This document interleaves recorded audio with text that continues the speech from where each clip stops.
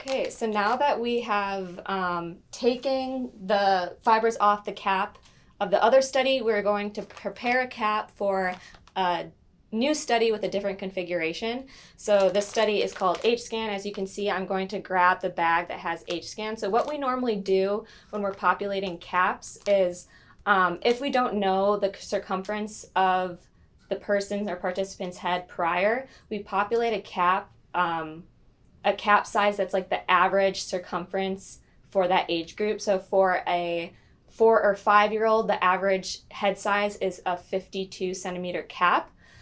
So we'll populate that one, but we'll make sure we have built caps with the configuration on without fibers on standby. If the participant does come, we measure their head and it is out of that average range. We have a hyperscanning HScan. Let's first check the size. So it is a 52, and since we're going to be working with 4 and 5-year-olds, we do want a 52 populated cap, and it is the HScan, so that's the right configuration. Before I go into populating the cap, we always want to double check that this configuration and this cap is built correctly and populated correctly. So to do that, we're going to check the PDF version of the cap configuration that we upload to Aurora, the data acquisition software. And this is really important because if you do have the wrong configuration, you can't take any of the data. So we will briefly show you how to do that. All right, so before I populate a cap, before data collection, it's very important that we make sure that this cap is built correctly. And when I say built, this just means the labels are correct on the cap and it's in the right slits. All the caps have slits where the optodes go. So to check, we want to open up the PDF that fNIRS site generates for you. So this is the configuration that will be uploaded to Aurora when you are starting data acquisition. So I just want to roughly use some of these landmarks on the cap to make sure they're built correctly. So I'm going to hold this up. We want to make sure that, as you can see, the detector one and source one are always on the anterior side of the head. So we have source one, detector one, anterior, and then the same number for source and detector will always be on the anterior side for each of the 4 groups. So you can see source 3, detector 3, source 7, detector 7. So I just want to make sure that's the same on the cap. And it looks like it is, so that's good. So generally the groups and the number and labels look like they're in the correct place. But on top of this, we want to make sure that they're on the right slits. We want to make sure that they're not shifted over. So it is a little bit difficult to see here what slits are on the cap because the fNIRS site does generate extra spots that aren't on the cap itself.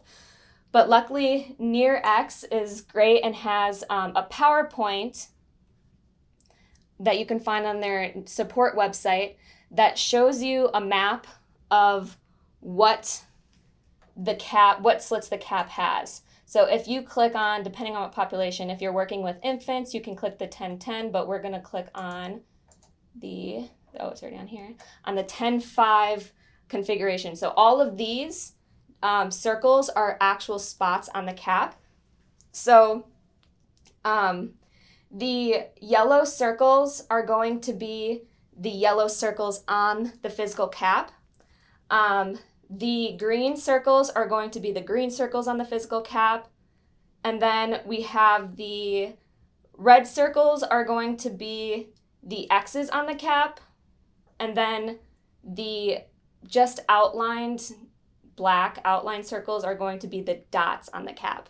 I also have this on the Den Lab fNIRS manual Google site. We also have a key that reminds you what this is. So I'm looking, so you can use this as kind of a key and just you can orient yourself with labels that are on the cap. So I'm going to use FZ to kind of like ground me and kind of go out from there to make sure it's in the correct spot. And then you can go back and forth to the Aurora configuration to make sure it's on the correct label. But this cap does look correct, so I think we're ready to populate. So we've checked that this cap is built and everything's in the right spot. So now we can get started and we can start populating. But what I always do before I do that is I always flip the cap inside out and make sure all of the stabilizers, which is what's holding these like plastic pieces, which are called grommets, in place, are all on, because everything is made of plastic, so sometimes things do fall off. So if I found that some of these stabilizers were on there, or even the label or something on the cap was damaged or needed to be replaced, we can easily fix that. So it doesn't mean that the whole entire cap has to be rebuilt. You can fix the individual stabilizer. So we have these pliers. They kind of look like pliers, but if you take these things off,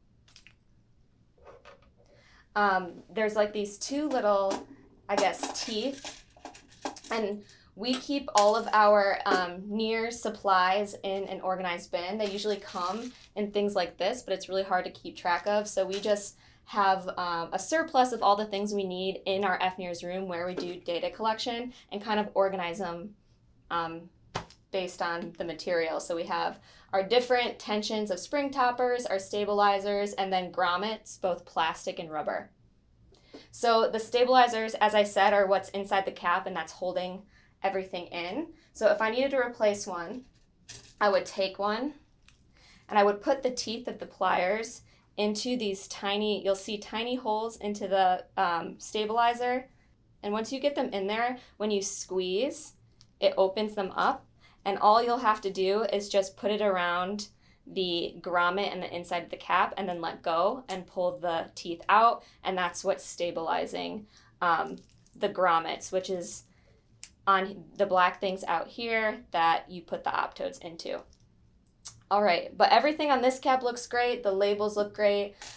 Something to note, we do try to reuse all of our supplies because it is expensive to reorder any. It's about $500 to reorder a set of 30 of the spring toppers. So that's why we try to keep organized and make sure we keep track of everything we have. But the labels are free if you need to be sent more labels. But it looks like this cap is good and we're ready to populate. All right, so this will be a similar setup as taking off the fibers. So I always put my hand on the inside of the cap and I start with groups. I usually start with the frontal area and then work my way back. That's just a preference, but I just found it's helpful to keep myself organized. So I'm going to grab the Sources and Detector group 1s and 2s and start there. So here I have them. So I'll start with source 1, and I hold the cap with my hand under it like this with the label, and you're going to want to match the source label with the source label on the physical cap. So red are sources and blues are detectors. So this is source 1, and then we have the red source label here. I'll set the optode into the grommet, to the hole of the grommet, and I'll hold it with my thumb. And as I do that, I'll grab a spring topper, and because this is a frontal area, I am going to use the 0 tension spring topper. And I am just going to place the spring topper on top of the optode, and I'm just going to snap it in. Be sure that the spring topper is even, and you don't, sometimes it can click in crooked and then fall out later or break, so just make sure you put it on evenly, and it should just simply click in. So just hold the base of the inside of the cap and then just click it in. Okay, and so I'm going to do the rest of this group. And as you can see, I also keep these sliders kind of pushed up until I finish this group, and then I'll pull them down, and as I pull them down, I'll make sure they're going in the direction towards the back of the cap, or the posterior side of the head. Okay, so after I populate the one, you can see that it looks like this is wrapped around. So you're just, as you're putting it in, even though this is pushed up all the way, just make sure as you're populating that they're not tangled. So I'm going to push this under and make sure it's free. And I'm going to put the second source in the second source label with a 0 tension, because we're still in the frontal area. And the frontal area has less hair, so it doesn't need as much tension. Or doesn't need to be pushed down as hard to make contact with the scalp. Okay, and I'm going to finish these ones up, again making sure that they're not tangled. And then as you need more room or give or slack, you can just move them down. So I need a little bit more slack, but I try to do the least amount of slack just as you're populating to keep things organized. Okay, so as I got my first group, you can see it's kind of bunched because my white slider is pushed up pretty far. So the key to populating these caps, and this can also be adjusted after it's on the participant's head, but you don't want too much slack and you don't want too much tension, because too much tension can pull the optode back and then pull it away from the scalp, and then too much give can push it forward and also push it away from the scalp. So I'm just going to move down my sliders without holding the cap as well. And then on top of that, because these are some frontal areas, we want to make sure that in order to keep the fibers organized, that they're being the flow of the wires are going towards the back of the cap. So they're not being pushed towards the front, they're going away from the child's face. So I'm just going to move all of the spring toppers to turn them to make sure they're going towards the posterior side of the head. So because the group that's attached to this frontal area, the labels are on the parietal area, I'll do those next. So again, since these are parietal and there's usually more hair on the participants, I'll be using, starting with a tension 2 spring topper.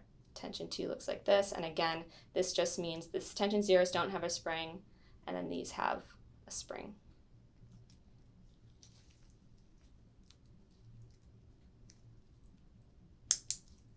And then we'll fix, and after you're done populating the entire cap, you'll just kind of go through and fix the fibers and the wires to just make sure they're not tangled or bunched.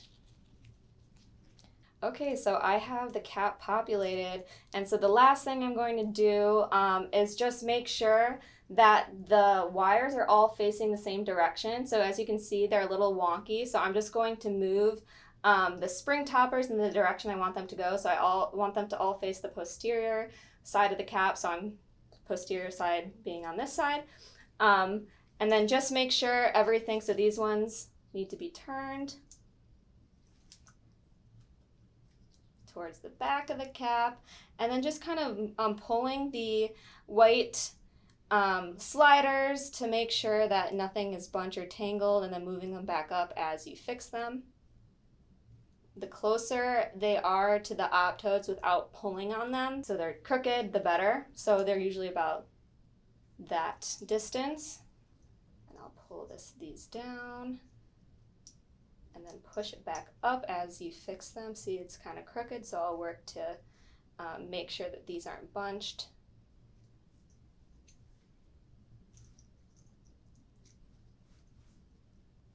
Okay, and so our cap is ready for data collection. So what we normally do is we like to keep the caps hanging. So we usually put something soft or cloth over this wooden peg so the lights aren't getting scratched by the wood.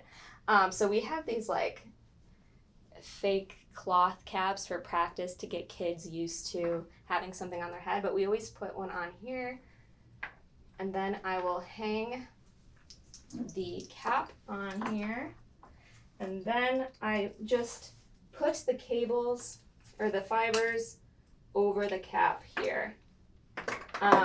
We don't usually use the accelerometer. So what the accelerometer is for is to detect motion, and if there's any motion artifact, it is a way to kind of subtract that out of your data, so in pre-processing. But what we'll do is we just put it usually in the occipital area of the cap, so it's not going to be collecting any data during data collection. We just kind of put it in there so it's not hanging and the child doesn't have the urge to grab it.